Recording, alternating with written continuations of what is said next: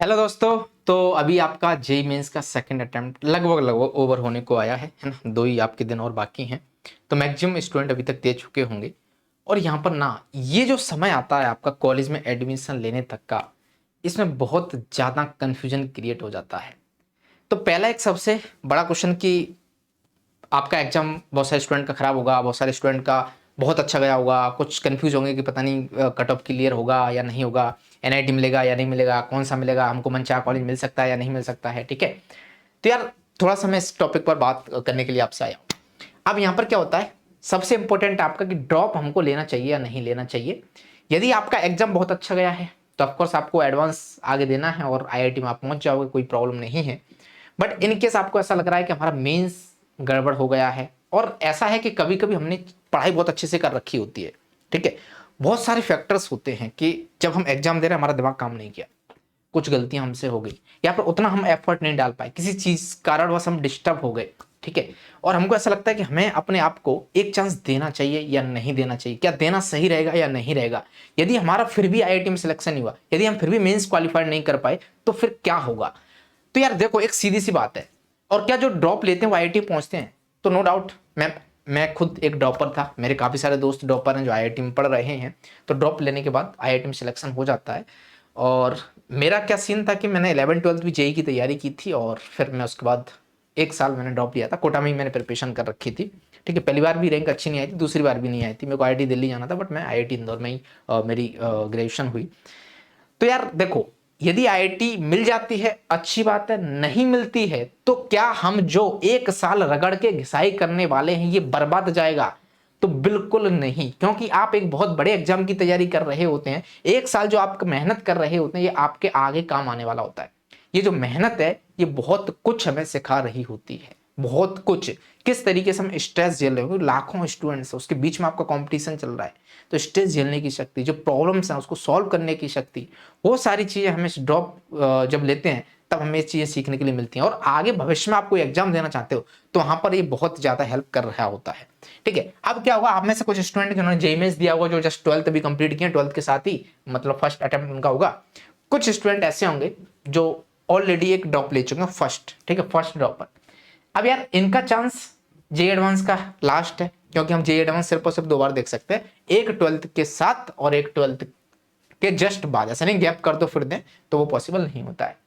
अब यहां से मान लो सर हमने एक ड्रॉप ऑलरेडी ले रखा है, क्या दूसरा ले सकते हैं? तो दूसरा आप ड्रॉप ले सकते हो सिर्फ और सिर्फ एनआईटी के लिए, सिर्फ और सिर्फ जेईई मेंस के लिए।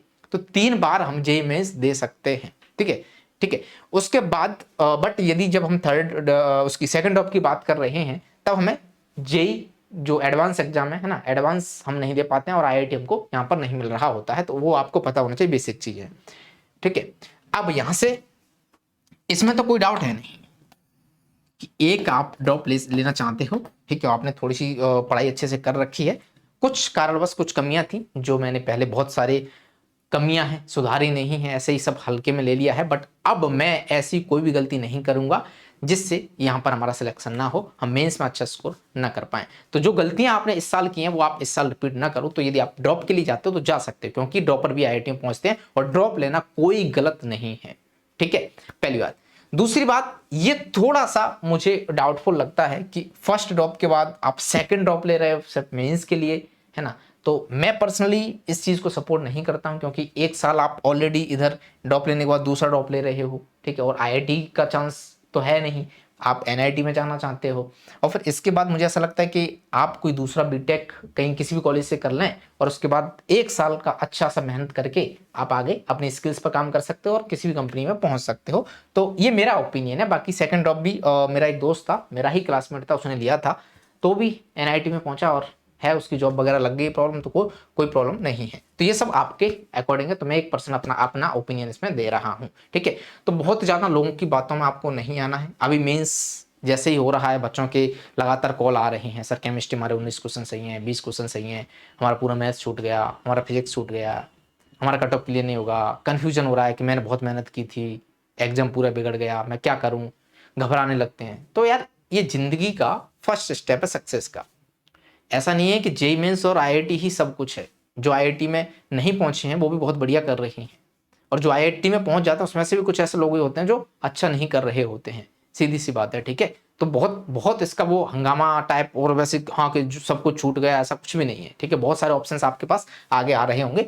तो यहाँ पर मैं जो हाईलाइट करने वाला हूँ कि कुछ भी करने से पहले थोड़ा सा मैंने आपको बता दिया है। अच्छा, जिनको ड्रॉप लेना है उनके लिए यार कुछ स्टूडेंट ऐसे हैं जो ऑफलाइन कोचिंग अफोर्ड नहीं कर सकते, उनको ऑनलाइन ही पढ़ना है, तो मैं अनअकैडमी पे पढ़ा रहा होता हूँ। आप अनअकैडमी का सब्सक्रिप्शन ले सकते हो यदि आप 2024 या फिर 2025 में जेई देने वाले हो, ठीक है। तो अभी क्या एक ऑफर चल रहा है जहां पर आपको 20% ऑफ मिल रहा होगा, और ये ऑफर सिर्फ और सिर्फ 14 अप्रैल तक है। यदि आप इसमें सिंह साहब कोड यूज करते हो तो आपको एक्स्ट्रा भी डिस्काउंट यहाँ पर मिल रहा होगा, ठीक है। लिंक इसकी मैं डिस्क्रिप्शन में डाल दूंगा, तो वहां से आप कोर्सेज में एनरोल कर सकते हो। सबसे बड़ी बात है कि ये जो भी चीजें मैंने बताई ये मेरा ओपिनियन है। जब भी आप डिसीजन लें तो मेक श्योर कि आप प्रॉपर से रिसर्च कर रहे हैं, ठीक है। और ऐसे नहीं सिर्फ वीडियो देख रहे हैं मूवी की तरह चल रहा है, नहीं भाई। एक कॉपी पेन लो और नोट डाउन करो, प्रॉपर क्या करो, उनको नोट डाउन करो, सब कुछ को लिखो, क्या उसके प्रॉन्स है कौन से है ना, इसका घाटा क्या होने वाला, फायदा क्या होने वाला, यदि हम ये करते हैं तो क्या होगा, ये करते हैं तो क्या होगा, ये नहीं कर पाए तो क्या होगा, और ये कर लिया तो क्या होगा, यहाँ से कहाँ तक आगे पहुंच सकते हैं, कहाँ तक नहीं जा सकते, हो सकता है आपके पास कोई और बेटर ऑप्शन हो। तो ये सब चीजें कब मिलेंगी, जब आप प्रॉपर ढंग से रिसर्च कर रहे हो। यूट्यूब पर ढेर सारा कंटेंट अवेलेबल है। यहाँ पर मैं आपको ये सब नहीं बताने वाला कि कितने नंबर पर कितनी परसेंटाइल आएगी, राइट, कौन सा आपको कॉलेज मिल रहा होगा। तो ये अलग टॉपिक हो जाता है, बहुत बड़ा टॉपिक हो जाता है, इसकी हम फिर कभी बात कर लेंगे, ठीक है। क्लियर है। तो अभी आपको क्या करना है, इस जो टॉपिक है ड्रॉप है ना, कि ड्रॉप लेना है या नहीं लेना है, क्योंकि सबसे ज्यादा यही क्वेश्चन पूछा जा रहा है।